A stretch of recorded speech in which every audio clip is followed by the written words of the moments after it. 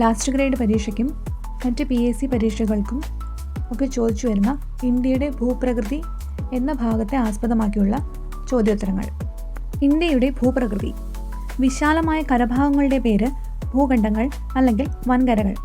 വൈവിധ്യമാർന്ന ഭൂപ്രകൃതിയും കാലാവസ്ഥയുമുള്ള വിശാല ഭൂഖണ്ഡ ഭാഗങ്ങൾ. ഉപഭൂഖണ്ഡം. ഇന്ത്യയെ ഏഷ്യയുടെ തെക്കു ഭാഗത്തു നിന്നും വേർതിരിക്കുന്നത് പാമിർ പീഠഭൂമി. ലോകത്തിൻ്റെ മേൽക്കൂര എന്നറിയപ്പെടുന്നത് പാമിർ പീഠഭൂമി. ട്രിയാൻഷാൻ, കാരക്കോറം, കുൻലുൻ, ഹിന്ദുക്കുഷ് പർവ്വതനിരകൾ സംഗമിക്കുന്ന പീഠഭൂമി പാമിർ പീഠഭൂമി. പർവ്വത ശിഖരങ്ങൾ, സമതലങ്ങൾ, മരുഭൂമികൾ, പീഠഭൂമികൾ, തീരസമതലങ്ങൾ, ദ്വീപുകൾ എന്നീ ഭൂപ്രകൃതി ഘടകങ്ങൾ കാണുന്നത് ഇന്ത്യൻ ഉപഭൂഖണ്ഡത്തിൽ. ഇന്ത്യൻ ഉപഭൂഖണ്ഡത്തിൻ്റെ വടക്കേ അതിർത്തി ഹിമാലയ പർവ്വതം. ഇന്ത്യൻ ഉപഭൂഖണ്ഡത്തിൻ്റെ കിഴക്കേ അതിർത്തി അരക്കൻ പർവ്വതനിരകൾ. ഇന്ത്യൻ ഉപഭൂഖണ്ഡത്തിൻ്റെ പടിഞ്ഞാറേ അതിർത്തി ഹിന്ദുക്കുഷ് പർവ്വതനിര.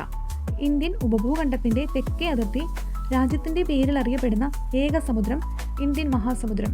ഇന്ത്യൻ ഉപഭൂഖണ്ഡത്തിലെ രാജ്യങ്ങൾ ഇന്ത്യ, ഭൂട്ടാൻ, നേപ്പാൾ, ബംഗ്ലാദേശ്, പാകിസ്ഥാൻ, മാലിദ്വീപ്, ശ്രീലങ്ക. സമുദ്രത്തിലേക്ക് തള്ളി നിൽക്കുന്നതും 3 വശവും സമുദ്രത്താൽ ചുറ്റപ്പെട്ടതുമായ ഭൂഭാഗം ഉപദ്വീപ്.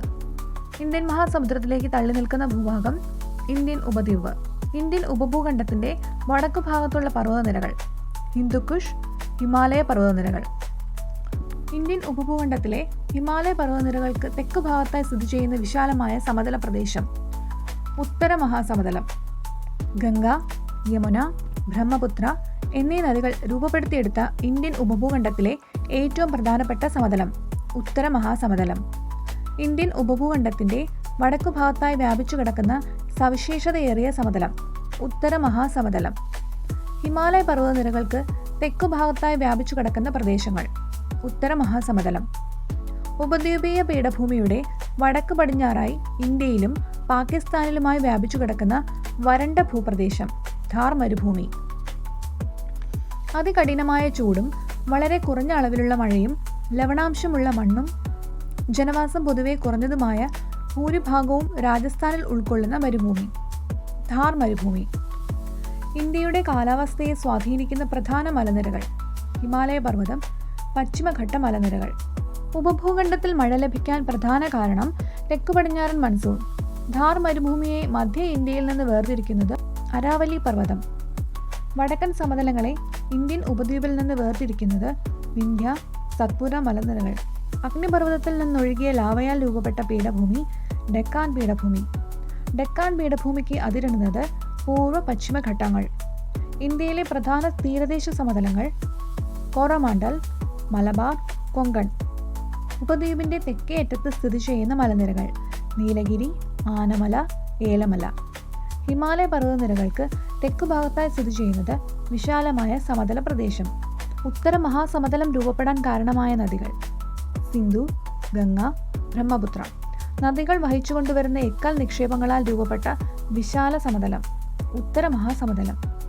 ഉത്തര മഹാസമതലം ഉപഭൂഖണ്ഡത്തിൽ എങ്ങനെയാണ് വ്യാപിച്ചു കിടക്കുന്നത്? കിഴക്ക് മുതൽ പടിഞ്ഞാറ് വരെ. ഉത്തര മഹാസമതലത്തിന് തെക്കു ഭാഗത്തായി സ്ഥിതി ചെയ്യുന്നത് പീഠഭൂമി.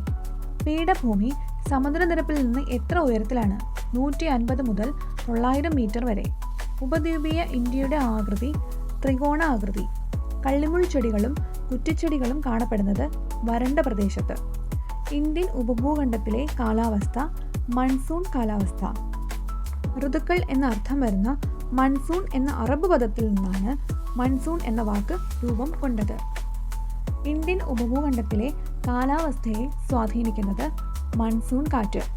ഋതുഭേദങ്ങൾക്കനുസരിച്ച് ദിശ മാറുന്ന മൺസൂൺ കാറ്റുകളെക്കുറിച്ച് പ്രതിപാദിച്ച അറബ് സഞ്ചാരി അൽ മസുദി.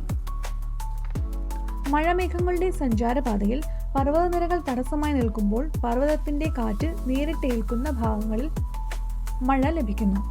പർവ്വതത്തിൻ്റെ ഒരു വശത്ത് മഴമേഘങ്ങൾ തടയപ്പെട്ട് മഴ പെയ്യുമ്പോൾ പർവ്വതത്തിൻ്റെ മറുവശത്ത് ഈർപ്പമുള്ള വായു എത്താത്തതിനാൽ മഴ വളരെ കുറവോ ഒട്ടും മഴ ലഭിക്കാത്തതോ ആയ അവസ്ഥ രൂപപ്പെടുന്ന പ്രദേശങ്ങൾ മഴ നിഴൽ പ്രദേശങ്ങൾ. മൺസൂൺ കാറ്റുകളെ തടഞ്ഞു നിർത്തി മഴ പെയ്യിക്കാൻ കഴിയാത്ത പർവ്വതനിര ആരവല്ലി പർവ്വതനിരകൾ. ഉത്തരായന രേഖയ്ക്കും ദക്ഷിണായന രേഖയ്ക്കും ഇടയിൽ സൂര്യൻ്റെ ആപേക്ഷിക സ്ഥാനം മാറിക്കൊണ്ടിരിക്കുന്ന പ്രതിഭാസമാണ് സൂര്യൻ്റെ അയനം. ദക്ഷിണായന സമയത്ത് സൂര്യൻ്റെ സ്ഥാനം ഇന്ത്യൻ മഹാസമുദ്രത്തിനു മുകളിൽ. പശ്ചിമഘട്ടത്തിലെ പ്രധാന കൃഷി സുഗന്ധദ്രവ്യം, തേയില. ഉയർന്ന മഴ ലഭിക്കുന്ന പ്രദേശങ്ങളിൽ കൃഷി ചെയ്യുന്ന ധാന്യവിളയ്ക്ക് ഉദാഹരണം നെല്ല്. മിതമായി മഴ ലഭിക്കുന്ന പ്രദേശങ്ങളിൽ കൃഷി ചെയ്യുന്ന ധാന്യവിളയ്ക്ക് ഉദാഹരണം ഗോതമ്പ്. മഴ തീരെ കുറഞ്ഞ പ്രദേശങ്ങളിൽ കൃഷി ചെയ്യുന്നത് പയറുവർഗ്ഗങ്ങളും പരുക്കൻ ധാന്യങ്ങളും. ജൂണിൽ വിത്ത് വിതയ്ക്കുകയും സെപ്റ്റംബറിൽ വിളവെടുക്കുകയും ചെയ്യുന്ന ധാന്യവിള നെല്ല്. ഒക്ടോബറിൽ വിത്ത് വിതച്ച് മാർച്ചിൽ വിളവെടുക്കുന്ന വിള ഗോതമ്പ്. ഇന്ത്യയിലെ പ്രധാന 3 കാർഷിക കാലങ്ങൾ ഖാരിഫ്, റാബി, സൈദ്. ഖാരിഫ് കാലത്ത് കൃഷി ചെയ്യുന്നത് നെല്ല്, പരുത്തി, ചണം, അരിച്ചോളം, ബജ്ര, തുവര. റാബി കാലത്ത് കൃഷി ചെയ്യുന്നത് ഗോതമ്പ്, പയർവർഗ്ഗം, കടുക്.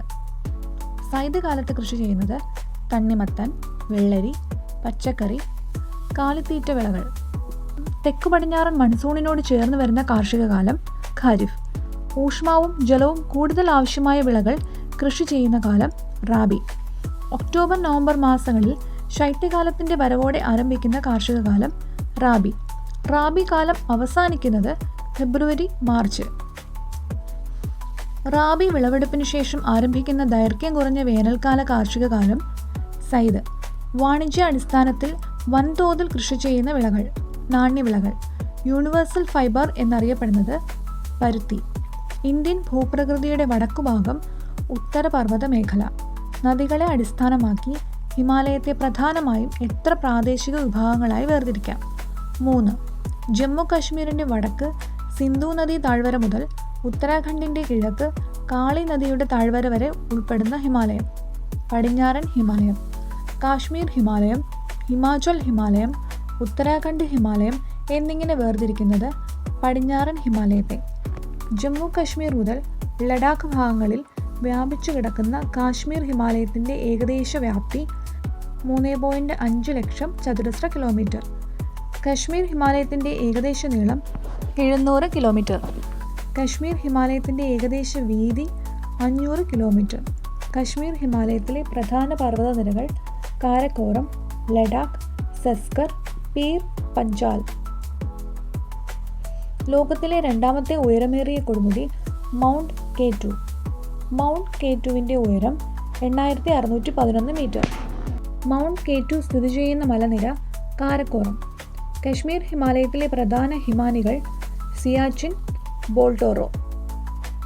സിന്ധു നദിയിലും അതിൻ്റെ പോഷക നദികളിലും വർഷം മുഴുവൻ സമൃദ്ധമായ നീരൊഴുക്കിന് കാരണമാകുന്ന ഹിമാനികൾ സിയാച്ചിൻ ഹിമാനി, ബോൾട്ടോറോ ഹിമാനി. പർവ്വതനിരകൾ മുറിച്ചു കടക്കാൻ സഹായിക്കുന്ന സ്വാഭാവിക ഇടം ചുരം. ജമ്മുവിനെയും കാശ്മീർ താഴ്വരയെയും ബന്ധിപ്പിക്കുന്ന ചുരം ബനിഹാൽ ചുരം.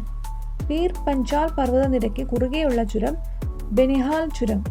ലോകത്തിലെ ഏറ്റവും ഉയരത്തിലുള്ള യുദ്ധഭൂമി സിയാച്ചിൻ ഹിമാനി. ശ്രീനഗറിൽ സ്ഥിതി ചെയ്യുന്ന പ്രധാന ശുദ്ധജല തടാകം ദാൽ തടാകം. പർവ്വത ചെരുവുകളിൽ വേനൽക്കാലത്ത് രൂപപ്പെടുന്ന പുൽമേടുകൾ മർഗുകൾ. മർഗുകൾക്ക് 2 ഉദാഹരണങ്ങൾ സോൺമർഗ്, ഗുൽമർഗ്. മർഗുകളിൽ ശൈത്യകാലത്ത് നടത്തുന്ന പ്രധാന വിനോദം സ്കീയിങ്. ഹിമാചൽ പ്രദേശത്തിലെ പ്രധാന നദികൾ ചിനാബ്, രവി, ബിയാസ്. ഹിമാചൽ ഹിമാലയത്തിലെ പ്രധാന പർവ്വതനിരകൾ ധൗലാധാർ, പീർ പഞ്ചാൽ, ചന്ദ്രതാൽ, സുരജ്താൽ എന്നീ തടാകങ്ങൾ സ്ഥിതി ചെയ്യുന്ന മേഖല ഹിമാചൽ ഹിമാലയം. വീഡിയോ ഇഷ്ടമായാൽ ലൈക്ക്, ഷെയർ, സബ്സ്ക്രൈബ്. നിങ്ങളുടെ കമൻറ്റും രേഖപ്പെടുത്താൻ മറക്കല്ലേ. Thank you.